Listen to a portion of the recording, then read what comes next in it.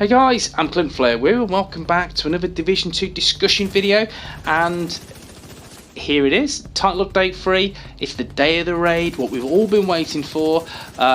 You see on YouTube now, there's many streamers pushing out their videos and their live streams based on the raid and who's going to get there first.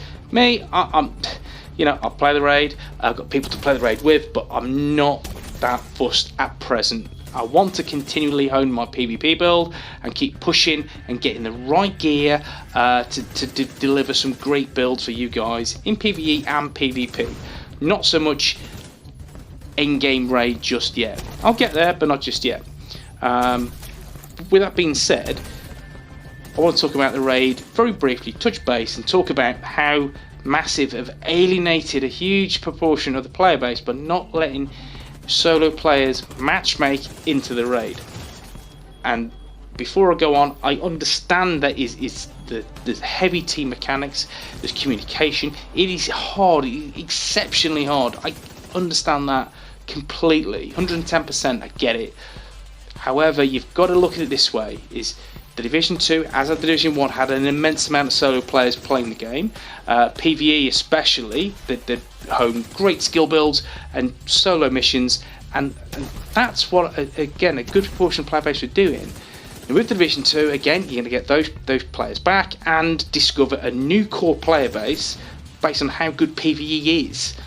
So a lot of people, they're in clans, they're in smaller clans, or they're not. They don't have a great friend base within the division.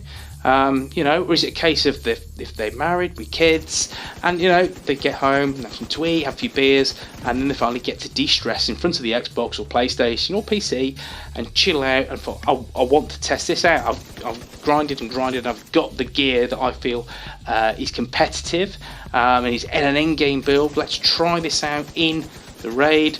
And if you don't have 7 friends that you can go into the raid with, you're lumbered, you're stuck. And I feel that Massive have alienated a lot of people by doing this. Frustrating, and fingers crossed they look at it and say, okay, we made a boo-boo, let's change this about a bit, and let you be able to matchmake into the raid. Because again, all you're going to do is piss people off by doing so, and I just feel that if they get this right and fix this in the coming days, you'll have more people going to raid.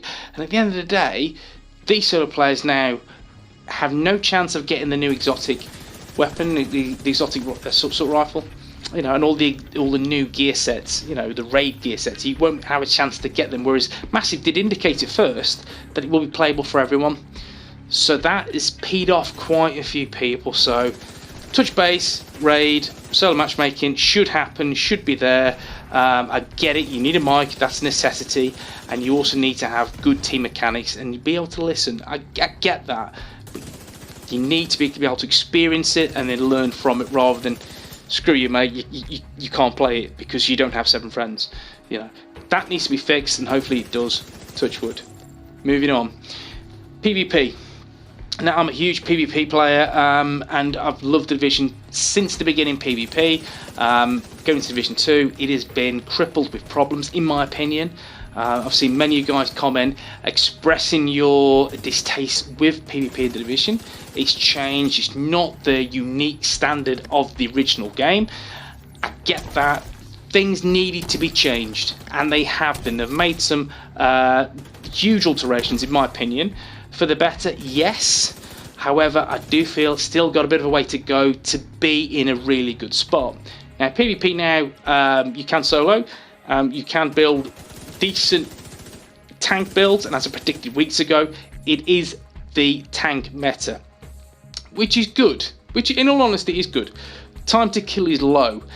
That's also a good thing, because what I found with the Division 2, a lot of PvP, the time to kill was so quick, so you get on and you'd struggle to compete in the original Division. If someone got the turn on you, you'd have a chance, you'd have an opportunity, a window of chance to get out of that, spin round and get out of it, or compete against this player in Division 2. Once someone's got the hit on you, you're done. It's pretty much game over. With this, you have time, and that's all I wanted, is a little bit of time. Didn't have to be 5 seconds, that's too much. It just has to be a second, 2 seconds, just for that time to react and counter. That's what I wanted, and you have that in abundance. They've really improved the health attribute, so a lot of people now would spec into health and armor to build just utter tank, which is good. You know, in a way, I do like that. Again, with that being said, I do feel it needs to be tweaked a little bit and just undercooked, because so far you are facing some LMG tanks, which is not so great. I mean, still, you will find a lot of LMG builds with unhinged and so on and so on. That needs to be fixed, in my opinion. But at the same time, they've buffed ARs, which is great, and I've got an AR build ready for you tomorrow. ARs are in a much better place, whereas before, you're in a position where you have a choice: LMG, SMG. You know, you are a demolitionist or you're going to fail. That's how PvP felt to me personally. With the buff to ARs, you feel that if you're a survivalist, you do have a chance. You do have a chance to output some decent damage with various different assault rifle archetypes. You're in a good place to deal some good damage and be a good part of the team. Is this the patch to save the game? Is this the patch to move forward? It's, again, are we all smelling the roses? And I'll be honest with you, no. I do feel to step in the right direction. PvP is better. That gets a tick from me. You can go into the dark zone, ODZ, and again, skirmish, conflict, domination, and it does feel a lot better, and it does feel a lot smoother, and it is in a better place than it was before. So again, kudos to Massive. They've listened and they've implemented new attributes that will hopefully make us build better.